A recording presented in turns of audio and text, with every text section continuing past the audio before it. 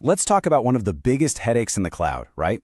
How do you let dozens, maybe even hundreds of your teams build incredible things on Google Cloud without the whole thing just turning into a total free-for-all? Well, that's exactly what we're going to break down today. How to go from chaos to control. Just picture it for a second. You've got 50 different product teams. Every single one has its own goals, its own deadlines, its own way of doing things. The real challenge is giving them the freedom to innovate at top speed, while you, somehow, keep the entire system secure, on budget, and stable. That is the core problem we're going to solve. So here's our game plan. First, we'll really define the challenge. Then, we'll dive into the fundamental GCP tools, our building blocks, that are going to form our solution. After that, we'll walk through a real-world story of onboarding a new team, see how this model crushes some major problems, and then we'll zoom out to a really powerful new way of thinking. And finally, we'll wrap it all up into a simple mental model you can take with you. Okay, so what actually happens when you just let all these teams run wild in the cloud? Honestly, you get chaos. Your cloud bill becomes this one giant, terrifying number that nobody can figure out. Security policies are all over the place, if they exist at all. And one team's experiment gone wrong can literally grind everyone else to a halt. It's not just messy, it's risky, and it ends up slowing everybody down. But here's the good news. Google Cloud gives us this incredible toolkit to build a really structured, sane, multi-tenant platform. I want you to think of these as our Lego bricks. We're going to use them to construct a well-planned city instead of letting it turn into a sprawling, chaotic mess. First up in our toolkit, folders. Now, the absolute best way to think about these is like the main zoning districts in our new cloud city. You might have a production zone, a development zone, maybe a data science zone. They create that high-level structure and the essential boundaries for everything else. Okay, so inside those zones, we have projects. And if folders are the zones, projects are the individual, serviced lots of land. Each team gets their own plot. It's their own isolated, secure space to build whatever they want. And, this is so crucial, the project is also the hard boundary for billing and permissions.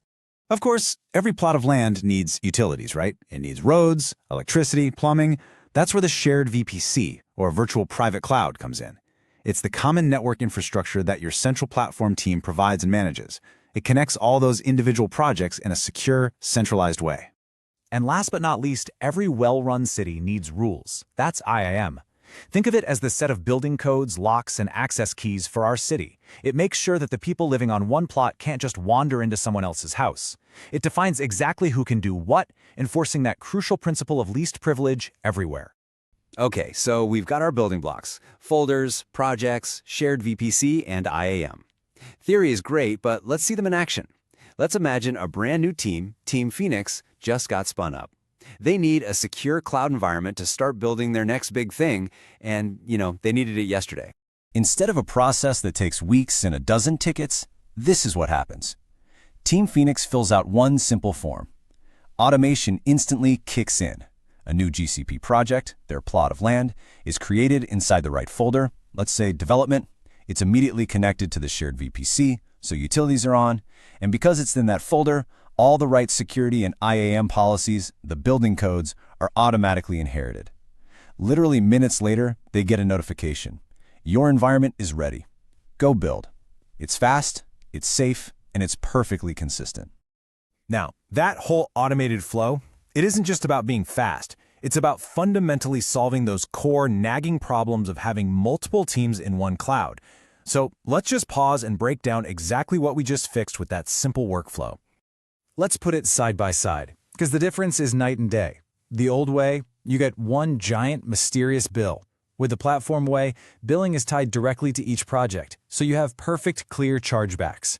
Before, you had messy, risky access rules. Now you get clean, inherited policies that just work. And that classic noisy neighbor problem, where one team's mistake can tank performance for everyone, solved. You've got resource quotas per project that keep everyone in their own lane. And all of this brings us to a really crucial mental shift. This isn't just about a technical architecture. You're actually moving away from managing a messy internal project, and you're starting to build a polished internal product for your developers. Let that sink in for a minute. Your customers, they're your internal teams, and your job is to provide them with a platform that's reliable, secure, and genuinely easy to use, something that actually makes their jobs easier and helps them move faster. This one shift in thinking, it changes everything about how you approach your work. This product mindset also gives us super clear lines of ownership. The platform team, you own and centralize the hard stuff, the core network, the top-level security, billing, and auditing. But then you delegate control to the teams for the things they should own: their application code, the size of their virtual machines, their daily operations. It's all about empowerment within safe guardrails, not just being a gatekeeper. So as we start to wrap this up, let's distill everything we've talked about into a simple, powerful mental model that you can take with you and start applying in your own organization, like today.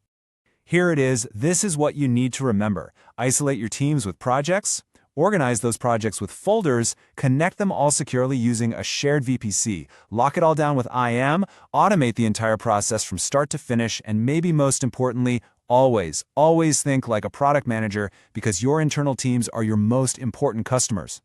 And I'll leave you with this one final question to really think about. Right now, in your organization, when your developers need a new environment, does your current cloud setup help them move faster, or does it slow them down with red tape and manual steps? Is your platform an enabler, or is it a gatekeeper? Because the whole goal of building a true platform is always to be the enabler. Thanks so much for joining me.